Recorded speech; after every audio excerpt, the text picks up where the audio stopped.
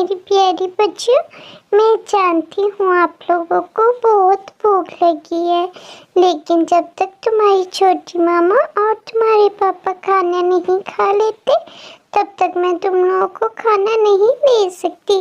तुम्हारी छोटी मामा नाराज हो जाती हैं, इसलिए मैं उनको खाना खिला के फिर आप लोगों के लिए लेकर आती हूँ। मेरी बच्चियों, तुम परेशान मत हो, मैं जल्दी तुम लोगों के लिए खाना लेकर आती हूँ। बस तुम्हारी छोटी मामा। अरे टूनी, तुम यहाँ बहुत आराम से गप्पे लगा रही हो। चलो मुझे खाना दो, मुझे बहुत भूख लगी है। और वो भी आते ही होंगे, उनको भी खाना चाहिए। जल्दी से आओ खाना लेकर। थोड़ी ही देर में टूनी, पिंकी और अपने पति कालू को खाना खिलाकर, पिंकी जो कि टूनी की सौतन थी, उन दोनों को खाना खिलाकर जो बचा कुचा खाना था वो अपनी बेटियों के लिए लेकर आ जाती है। कालू, टूनी की 6 बेटियां थी, इसी वजह से कालू ने दूसरी शादी पिंकी से कर रखी थी। टूनी को अपने ही घर में एक टूटा फूटा सा कमरा दिया हुआ था। टूनी अपनी 6 बेटियों के साथ उसी कमरे में रहा करती थी और घर का सारा काम भी टूनी ही किया करती थी। पिंकी तो बस सारा दिन या तो टीवी देखती तो या फिर सोती रहती थी। टूनी ने ही पूरा घर संभाल रखा था और उसके बावजूद भी पिंकी हर वक्त कालू को टूनी के खिलाफ वर्गलाती रहती थी और उसको रोजाना कोई न कोई नई पट्टी पढ़ा दिया करती थी। अरे क्या बताऊं कालू जी, टूनी ने तो आज हद ही कर दी। जो खाना बना रखा था सारा खाना अपनी उन भूखी बेटियों को खिला दिया। हमारे लिए तो खाने के लिए कुछ नहीं बचा है। चलिए हम क्यों ना बाहर से कहीं से खाना खाकर आते हैं। वैसे भी आज मेरा दिल बहुत कर रहा है पिज्जा खाने को। अरे हाँ हाँ पिंकी, क्यों नहीं, सब कुछ तुम्हारे लिए ही तो है। चलो हम बाहर कहीं खाना खाने चलते हैं। फिर पिंकी कालू को लेकर कहीं बाहर खाना खाने चली जाती है। थोड़ी देर बाद जब घर वापस आती है तो टूनी उसके इंतजार में किचन में ही बैठी होती है। तो पिंकी आकर उसके साथ लड़ना शुरू कर देती है। क्या क्या तुम अपनी बेटियों के लिए बना रही हो?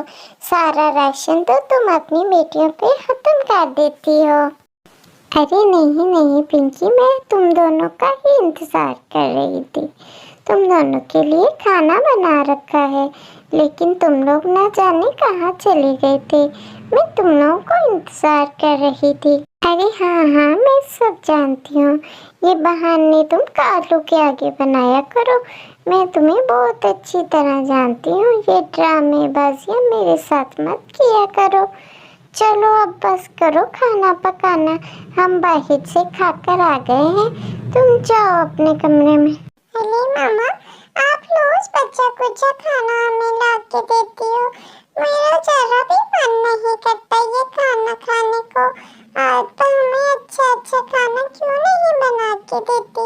आप मैं देखो पिंकी आंटी के लिए कितने अच्छे खाने बनाती हो, और पापा के लिए भी, और हमें हमेशा ही खाना दे देती हो चटनी के और केचप के साथ। मुझे नहीं खाना है, मुझे भी अच्छे अच्छे खाने खाने हैं जैसे पिंकी आंटी और पापा खाते हैं।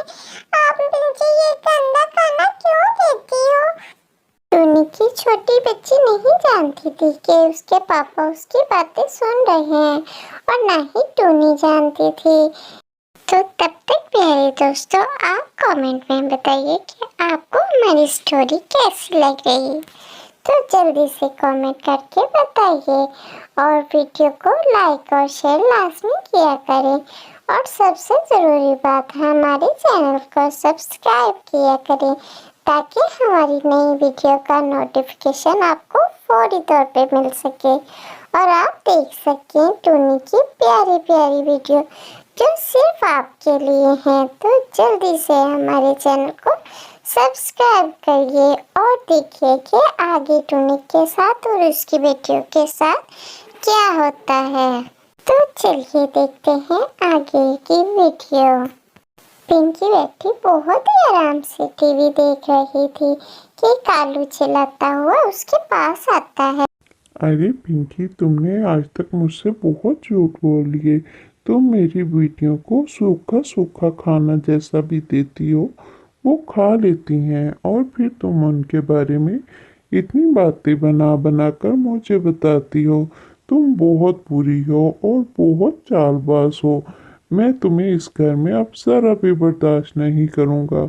बस तुम आज के आज ही मेरे घर से निकल जाओ। मेरी बेटियों पर बहुत जुल्म कालू जी, कर मेरे लिया पेट तुमने। में बहुत दर्द हो रहा है।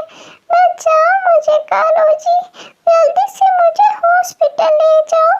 अरे अरे, क्या हुआ पिंकी? फिर कालू जल्दी से पिंकी को हॉस्पिटल ले जाता है।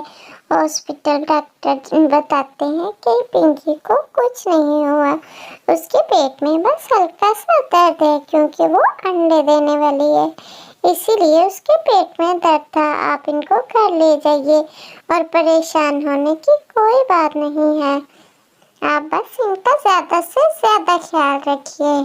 कालू बहुत खुश होता है। वो सोचता है कि अब की दफा तो जरूर बेटा होगा। अरे टूनी, तुम्हारी बेटियों की जबान बहुत ही लंबी हो गई है। न जाने क्या क्या बक बक करती रहती हैं, जिसकी वजह से मैंने पिंकी को बहुत डांटा और उसकी तबीयत तो आज बहुत बिगड़ गई थी। बस तुम अपनी बेटियों को लेकर इस घर से चली जाओ। मैं तुम्हें अब एक पल भी यहाँ बर्दाश्त नहीं कर सकता। अब पिंकी अंडे देने वाली है और देखना उसमें से मेरे प्यारे प्यारे बच्चे होंगे। मुझे नहीं चाहिए तुम्हारी मनूस बेटियां इस घर में। मम्मी उसको मनाने की बहुत कोशिश करती है कि मुझे मेरे घर से मत निकालो, आखिर मैं अपनी 6 बेटियों को लेकर कहाँ जाऊंगी। लेकिन कालू उसकी एक नहीं सुनता और उसको घर से निकल जाने को कहता है। वो उसको बोलता है कि पिंकी के घर आने से पहले तुम मेरे घर से दफा हो जाओ। टुनी उसको मनाने की बहुत कोशिश करती है लेकिन वो टुनी की एक नहीं सुनता और उसको घर से निकाल देते हैं। टुनी अपनी बेटियों को लेकर अपनी बहन के घर चली जाती है जो बहुत ही ज्यादा अमीर थी।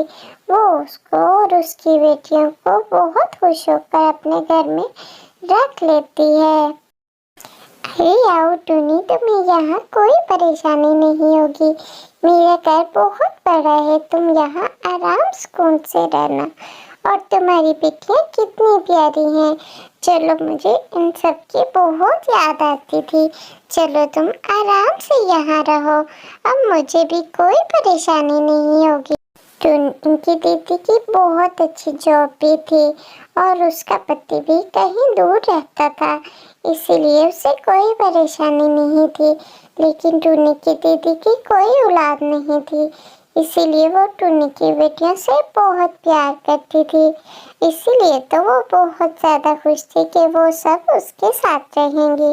वो उनको बहुत ही प्यारा कमरा देती है और उस प्यारे से कमरे में उसकी बेटियां बहुत खुश रहती हैं। उनके लिए बहुत से टॉयज भी उसी कमरे में होते हैं। फिर टोनी की दीदी टुनटुनी उसको अपने साथ काम पे जाने की ऑफर करती है। टुनी क्योंकि काफ़ी पढ़ी लिखी हुई थी, इसीलिए टुनटुनी उसको बहुत अच्छी जॉब देती है और उतने ही घर में रख लेती है। इससे टुनी की सारी परेशानी खत्म हो गई थी। लेकिन कालू को उसके किए की सज़ा तो मिलनी ही थी। कालू जिस घर में रहता था वो भी टुनी के ही माँ बाप ने बना कर दिया था, लेकिन उसको कोई एहसास नहीं था।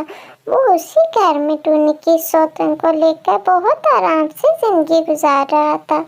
लेकिन टुनी भी अब बहुत खुश थी अपनी दीदी के घर। उसको बहुत अच्छी जॉब मिल जाती है और रहने के लिए बहुत अच्छा घर भी मिल जाता है और उसकी 6 बेटियां अब सबकी सब स्कूल जाती हैं। उधर पिंकी पूरे 6 अंडे देती है। वो अंडे देखकर बहुत ही खुश थी। अरे कालू जी, मैं जानती हूँ मेरे अंडों में से 6 के 6 बेटे निकलेंगे और वो भी बिल्कुल मेरे जैसे होंगे। आप जैसा तो कभी भी ना हो। आप जैसा तो हुआ तो मैं एक बच्चे को भी अपने पास नहीं रखूंगी। कालू ने भी बहुत ऐश कर लिए थे। आखिरकार उसको भी तो सजा मिलनी थी ना। पिंकी के 6 अंडों में से 6 की 6 बेटियां निकलती हैं। वो बिल्कुल कालू जैसी कवियां थी। वो 6 की 6 कवियां ही थी। उनमें से एक भी कौवा नहीं था। चिड़िया को बहुत गुस्सा आता है। पिंकी चिड़िया घर छोड़कर चली जाती है और कालू के साथ बहुत लड़ाई करती है। अरे कालू के बच्चे, मैंने तो तुझे पहले ही बोला था, मुझे एक भी कवि नहीं चाहिए। और यहाँ 6 की 6 कवियाँ, और वो भी सारी तुम्हारी जैसी। मैं तो इनको बिल्कुल नहीं पाल सकती। इनको तुम खुद ही संभालो या अपनी साबका पत्नी को ले आओ जो इनको संभालेगी। मुझे तो ये बिल्कुल भी अच्छी नहीं लगती। मैं घर छोड़कर जा रही हूँ। तुम जानो और तुम्हारी बेटियां जाने। मुझसे तुम्हारा कोई रिश्ता नहीं। जैसी करनी वैसी